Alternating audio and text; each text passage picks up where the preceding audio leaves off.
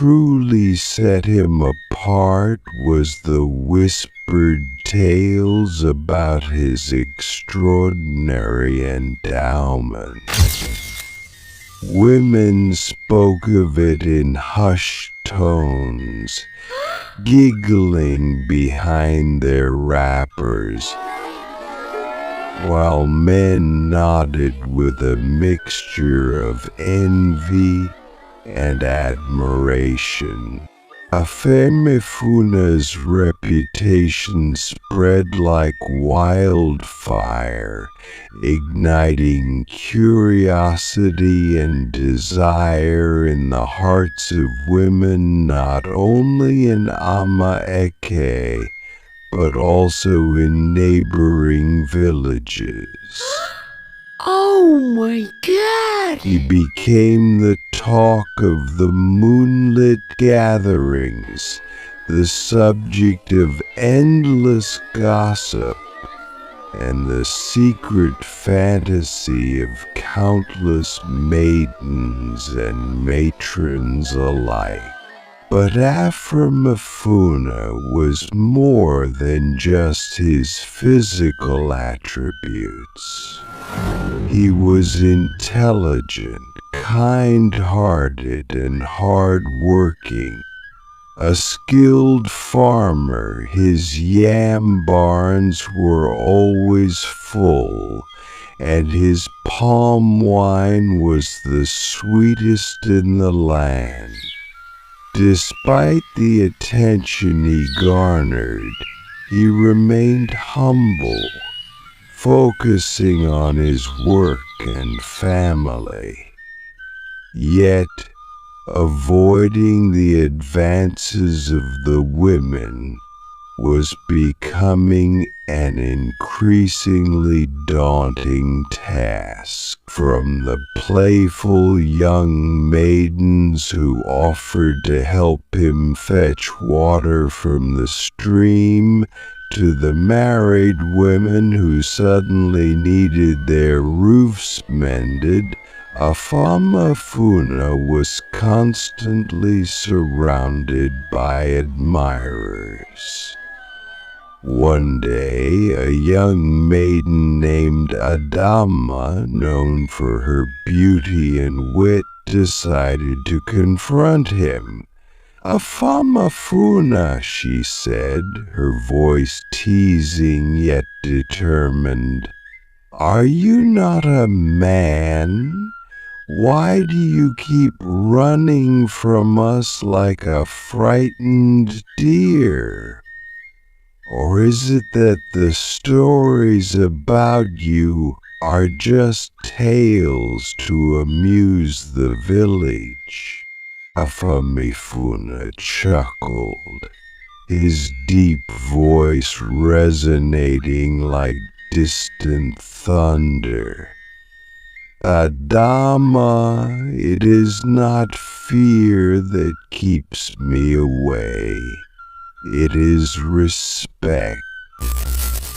I value the dignity of every woman, and I do not wish to bring dishonor to anyone's family." But Adama was relentless. "Then marry me," she challenged, her eyes sparkling with mischief. Surely the most wanted man in Amaeke should settle down with the most beautiful woman in the village. Afemifuna smiled but gave no reply. His heart was torn. While he was flattered by the attention, he longed for a genuine connection, not one based solely on his reputation. Meanwhile, the married women of the village devised their own schemes. They would invite him to their homes under various pretenses, offering him meals and gifts. Some even went as far as consulting the village herbalist for love potions. But Afamefuna, ever vigilant, politely declined their advances, leaving them both frustrated and awed by his discipline. The situation escalated when the women of the neighboring village of Amanquo began visiting Amaeke under the guise of attending the market. They lingered near Afamefuna's farm, hoping to catch a glimpse of him. Soon the elders of Amaeke grew concerned. The village's reputation was at stake, and they feared the tension might lead to conflicts. A council meeting was called, and the village chief, an elderly man with a wise demeanor, addressed Afamefuna. "My son," he began, "your presence has brought both pride and chaos to our village.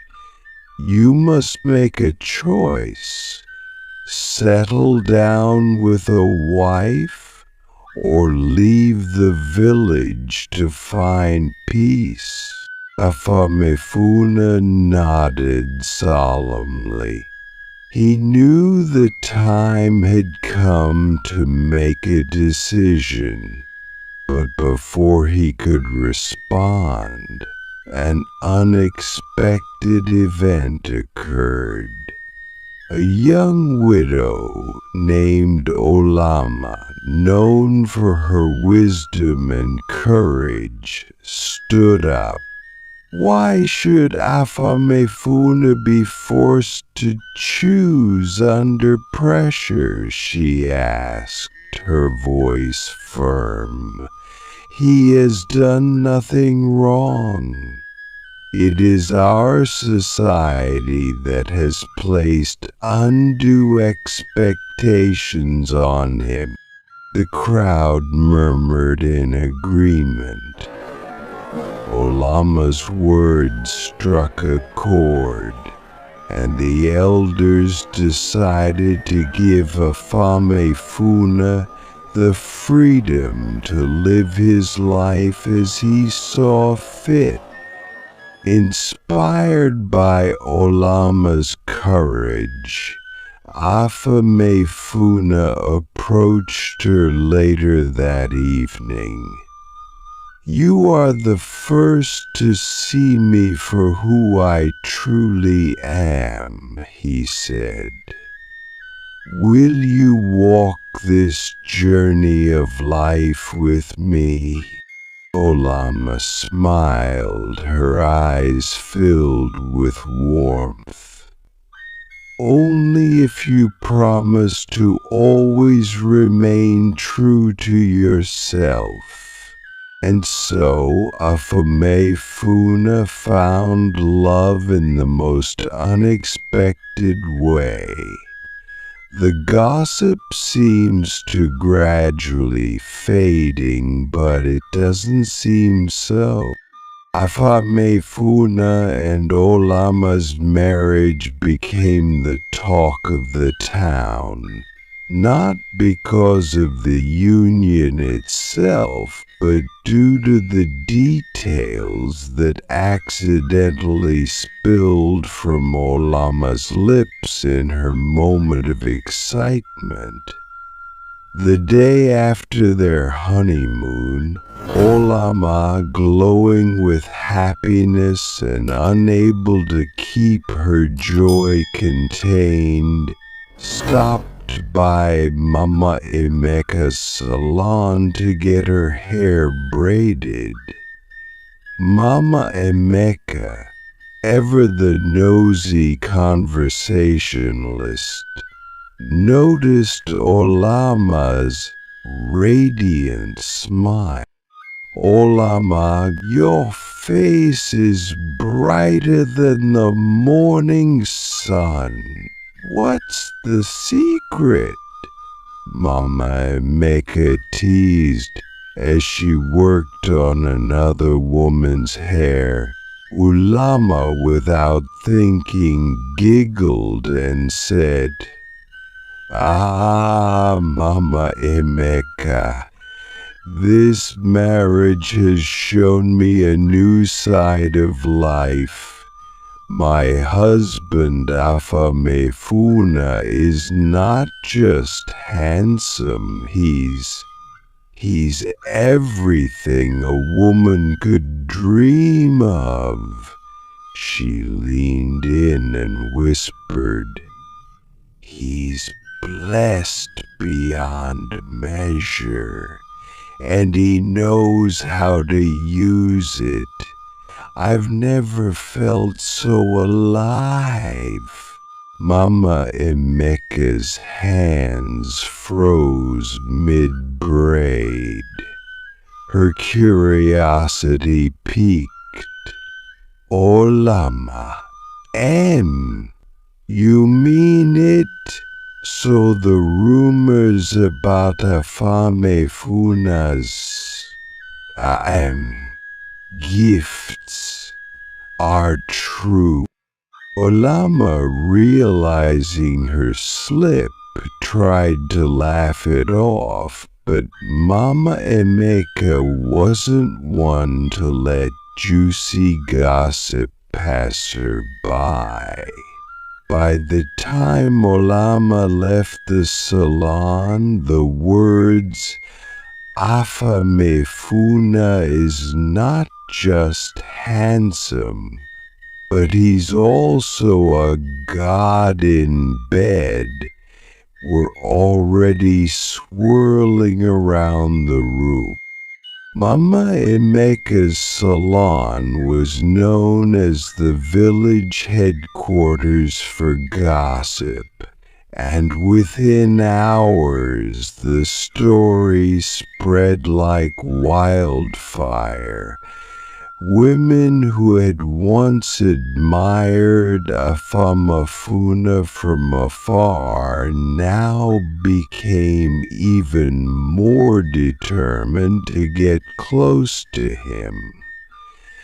They whispered about Olama's description of her honeymoon, and soon every corner of Ama and neighboring villages was buzzing with talk of Afamafuna's prowess. The attention was immediate and overwhelming. Women started inventing reasons to visit Afamafuna's home. Some claimed they needed advice on farming. Others brought gifts of food and drink, hoping to catch his attention. Even women who had never set foot in Amaeke before began finding excuses to pass through the village.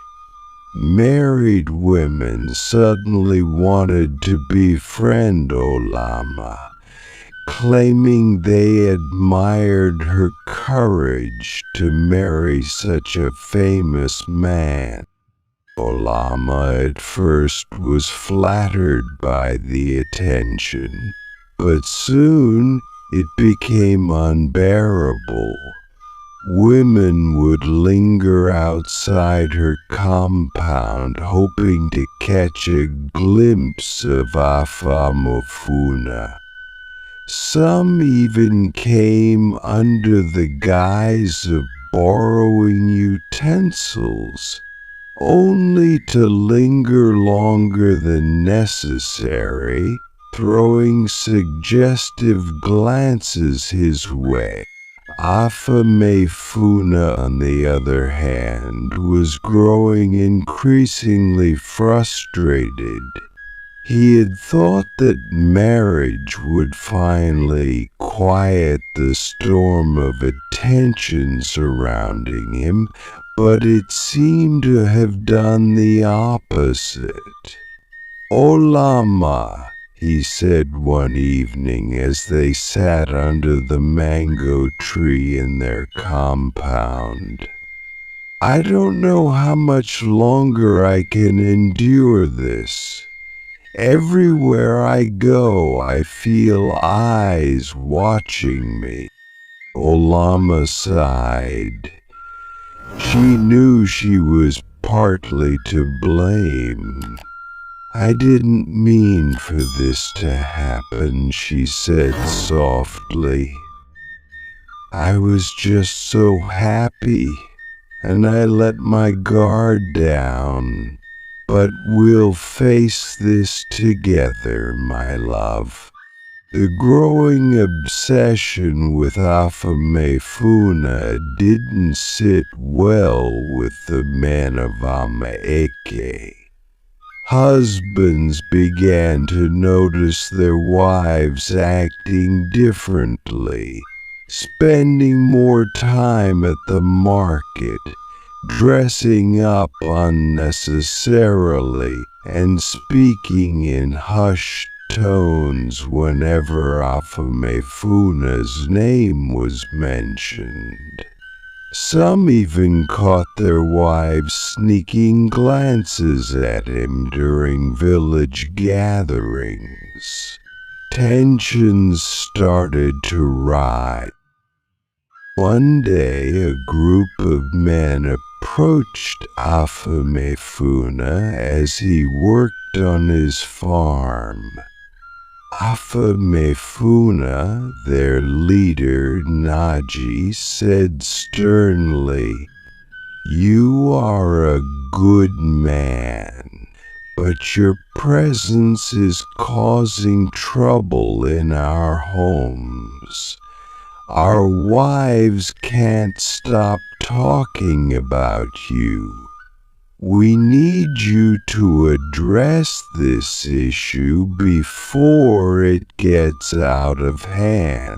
Afamefuna, though annoyed, remained respectful.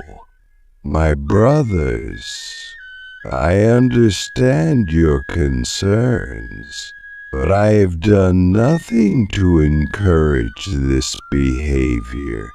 I'm a married man, and I love my wife. I would never disrespect your homes." The men grumbled, but reluctantly agreed to let the matter rest for the time being. However, the situation continued to escalate. The breaking point came when a group of women from a neighboring village arrived at Afamafuna's farm one afternoon, claiming they wanted to learn his farming techniques. Olama, who had been suspicious of their intentions, decided it was time to take action. She stormed onto the farm, her voice ringing with authority. "Enough is enough," she shouted. "My husband is not a public attraction. If any of you have any respect for yourselves and your families, you will leave this place immediately." One of the women said, You, this second-hand woman, please let him come experience a real taste of what fresh, good-looking woman tastes like." Afamafuna grew bittered and said, "Please, you should never, ever in your lives talk to my wife in such manner again. Leave this place before I lose it." The women, embarrassed, scurried away, but the incident only added fuel to the fire. The story spread even further, and Olama realized that drastic measures were needed. After consulting with Afamefuna, Olama came up with a plan. They decided to host a community feast, inviting everyone from Mama Eke and the neighboring villages. During the feast, Afamefuna stood up and addressed the crowd. "My people," he began, "I have always been proud to be a part of this community. But the attention I have received is not something I ever sought. I am a married man, and my loyalty is to my wife Olama. I ask for your respect, not only for me but for her as well." Olama also spoke, her voice firm but kind. "We are grateful for your love and support, but it's time to put an end to this. Let us focus on building our community and strengthening our bonds, not tearing them apart with gossip and envy." The feast ended with a renewed sense of unity, and gradually the frenzy around Afamefuna began to die down. While there would always be whispers and admiration, the couple managed to carve out a peaceful life for themselves. The elders admired his courage and congratulated him for his boldness. One of the elders met him and said, "My son, you're a true son of your father, and also a true son of the soil. You're brave for coming out to speak over this particular issue. May the gods of our land be with you." Most of the men were very happy because this had been a nightmare for them, as their wives most times lose interest at home because of Afamefuna. They were all hoping this will be the end, but unfortunately it wasn't the end. The women wasn't really happy nor satisfied. To them this felt like an embarrassment or a defeat. One evening, as Afamefuna was coming back from the farm, a group of women ambushed him, forcefully hijacked him, and took him into the bush. They all forced themselves on him just to have a taste and be sure of all the rumors about him. One of the ladies refused to lay with Afamafuna. She saw how weak Afamafuna was. She ran away, knowing what would befall her for refusing to participate in the act. Immediately the other ladies chased and ran towards her, caught and beat her mercilessly to the extent she couldn't even say a word. She was weak, and they left her there. Afamafuna during this period quickly struggled and found his way to the village. Immediately he went down to Igwe's palace to inform him of what had happened to him. Before he could finish explaining, the other ladies stepped in. They already had their own plans, and they agreed to come to the palace to lie against Afamafuna that he forced himself on them, and that one of them is still at the bush, brutally injured. Immediately the king sent some men to go check on the lady at the bush, while Afamafuna was arrested by the palace guards. The elders agreed with the ladies, saying Afamafuna's stories were false, and for the fact that Afamafuna had been a major problem at the community, there was no way they could even give it a second thought. They tied Afamafuna's hands to his back, and the villagers gathered, and they start cursing him, saying it was an abomination.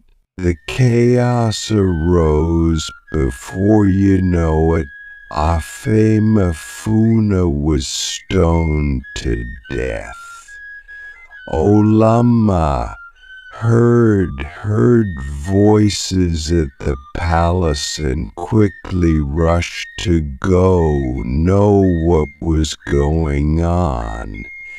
Reaching there, the deceased was her husband. Oh, she cried, my lovely husband. She was in shock. She wept her eyes off. She started saying all sort of things, laying curses and abuses to the elders, saying they should had contacted her first, that her husband Afamafuna would never, not even in his next life, try such a thing. He never did it, she said.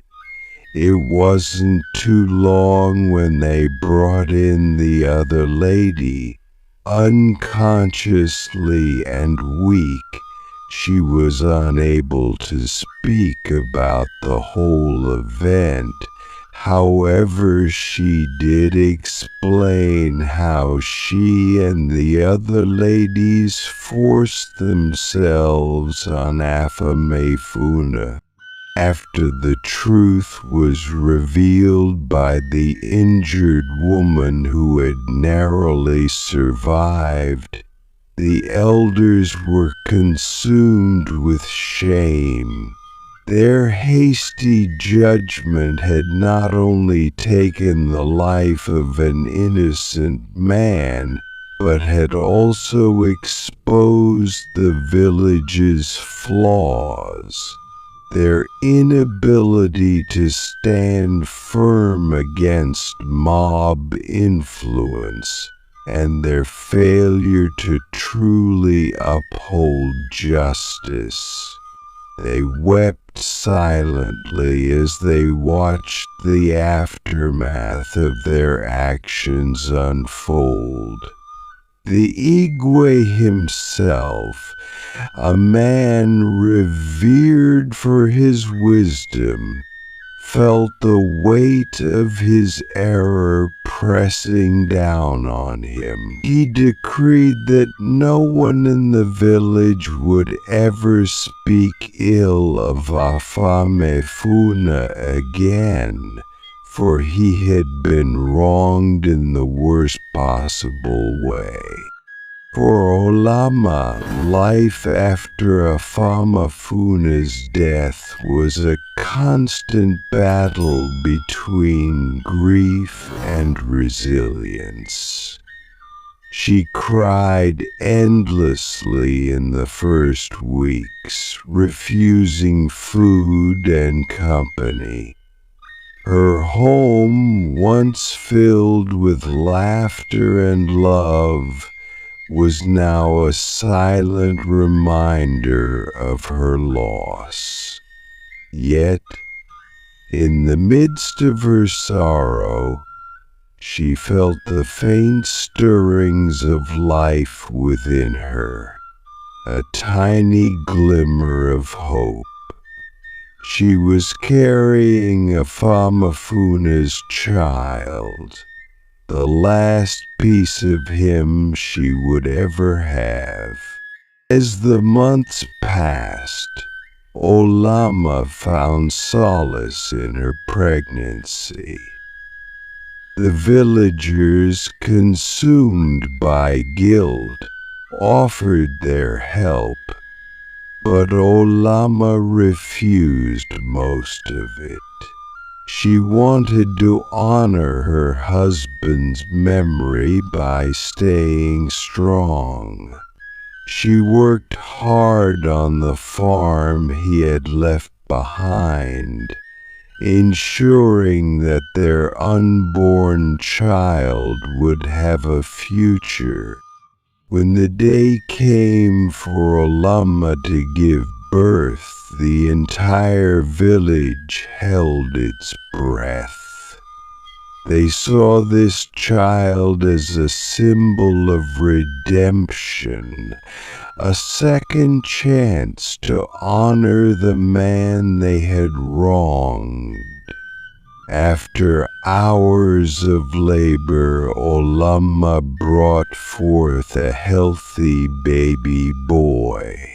She named him Ofo, meaning truthfulness, as a testament to the truth that had been revealed too late, and as a reminder to the village of the consequences of their actions.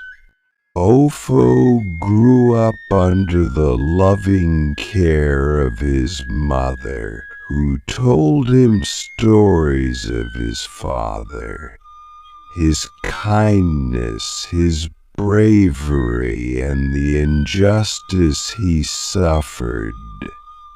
She raised him to be a man of integrity, teaching him to always seek the truth and to never let envy or falsehoods cloud his judgment. Over time, the people of Amaeki changed.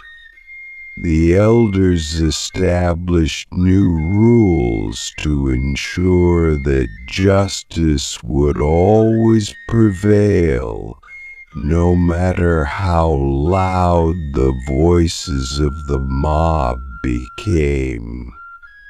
women and men alike learned to control their envy and desires, remembering the chaos that had unfolded because of unchecked rumors and selfishness. The women who had participated in the horrific act against Afamafuna were given the same fate they had inflicted upon him.